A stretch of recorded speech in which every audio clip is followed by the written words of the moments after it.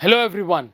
Are you aware that North America is currently experiencing a weather phenomena known as a bomb cyclone which has threatened the life of millions? Let's understand what do we mean by a bomb cyclone. I shall be initiating with a few basic principles required to study this phenomena. We are all aware that the earth is inclined on its axis.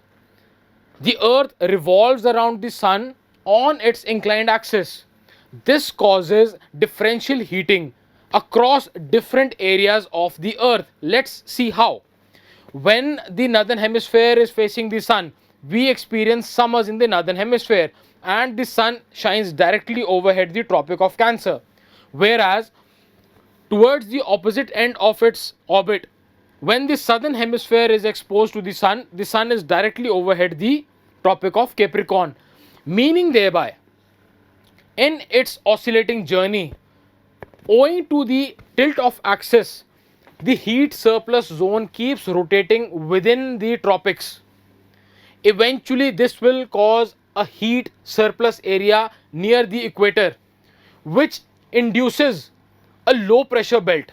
Why? The surface near the earth at the equator becomes warm. The air in contact with this surface attracts that characteristic and gets warm. Similarly, at the poles, since they are subjected to months of darkness at a stretch, they get colder. Why? They are receiving less heat. Over the time, ice sheets develop and we develop polar ice belts. The air atop those polar ice belts will attract the characteristics and get cooler. Cold air sinks, it is heavier, which induces a high pressure belt at the poles, and the warm air mass at the equator induces a low pressure belt at the equator. Now let's see how the wind circulation takes place.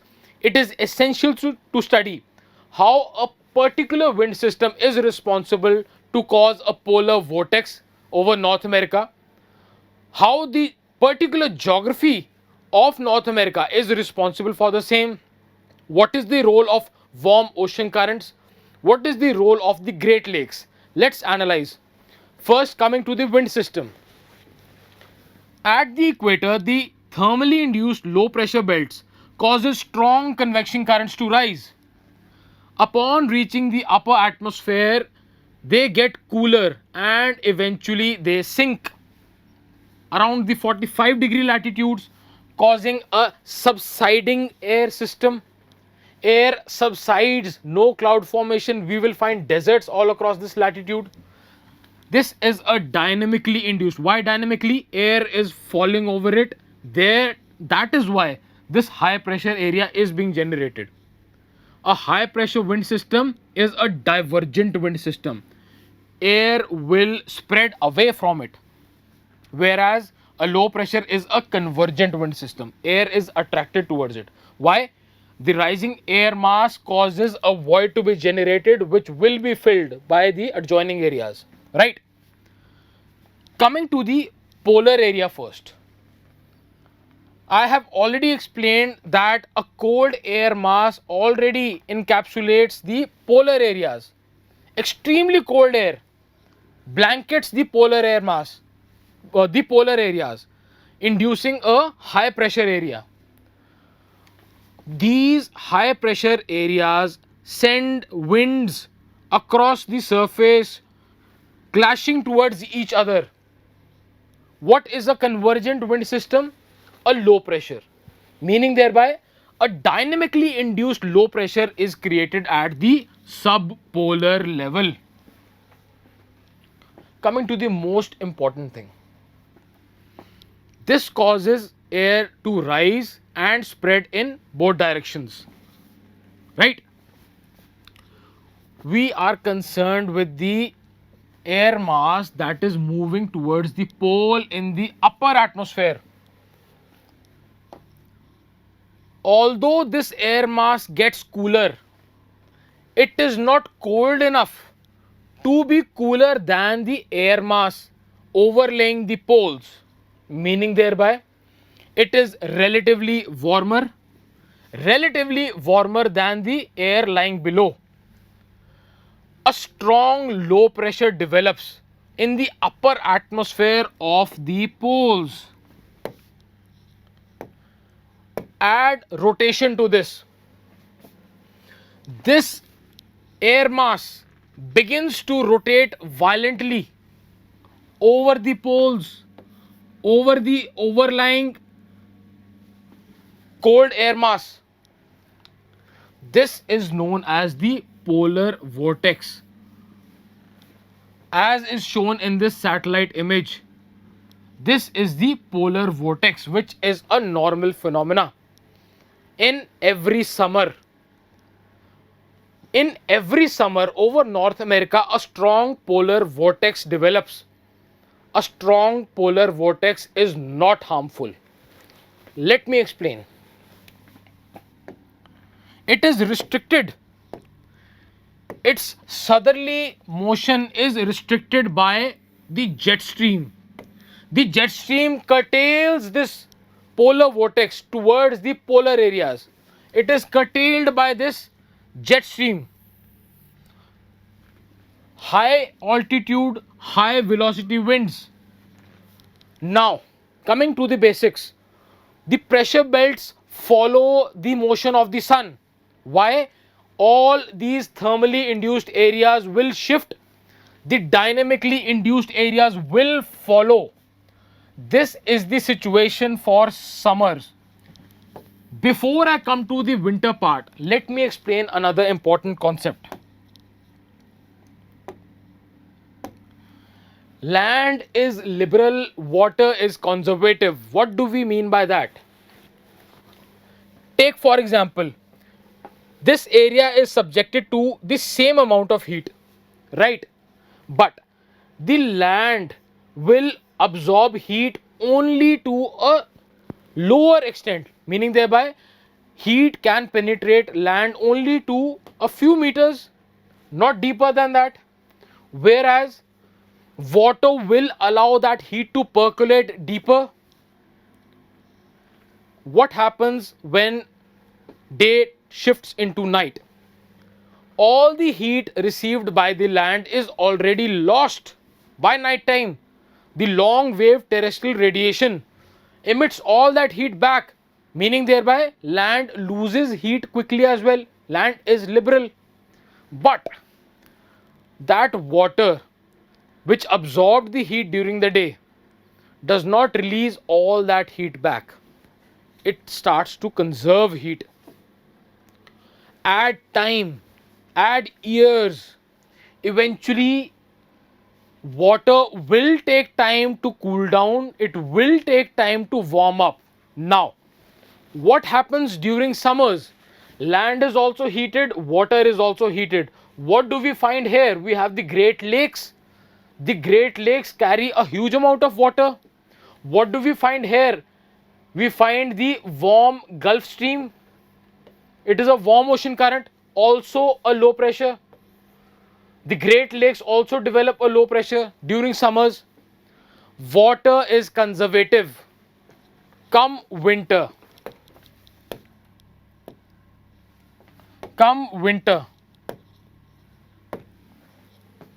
The pressure belts move southward. All the wind system will move along. Now wait a second. We did say that land is liberal. It also starts to cool and lose heat. A high pressure develops over the land as well, over the continental part of North America. Let me explain the geographical conditions of North America. How do we observe a funnel shaped topography there? The Rockies border the western shore, the Appalachians the eastern one. It is an alley inviting this vortex to enter the continent. Now, come winter,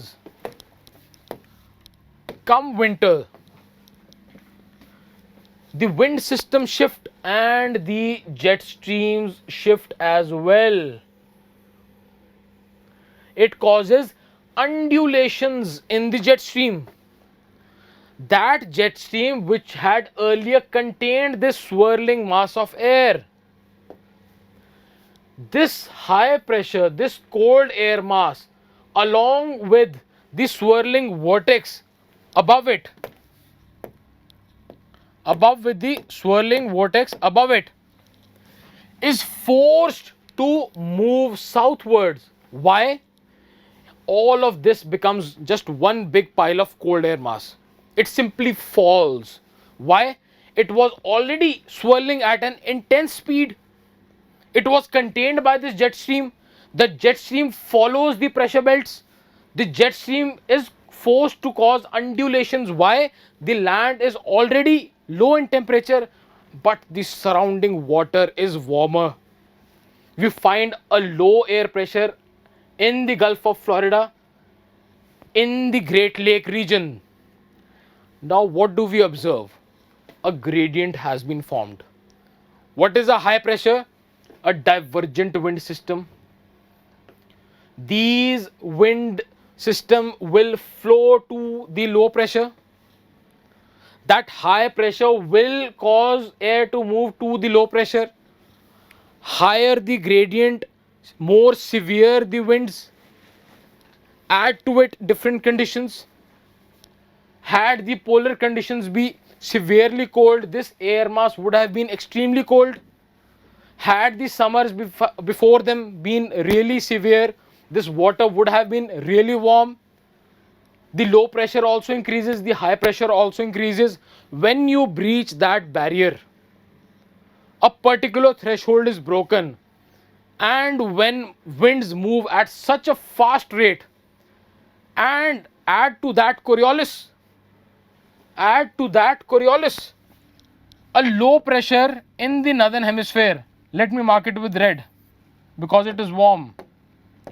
A low pressure in the northern hemisphere is attracting winds from all directions. Coriolis causes these winds to deflect to the right in the northern hemisphere, which eventually will cause an anti-clockwise motion to this low air pressure. The gradient, add to it the gradient. Now this huge parcel of air will begin to swirl violently around this low air pressure. The speeds will be decided upon the pressure difference, and at present this pressure difference is extremely high.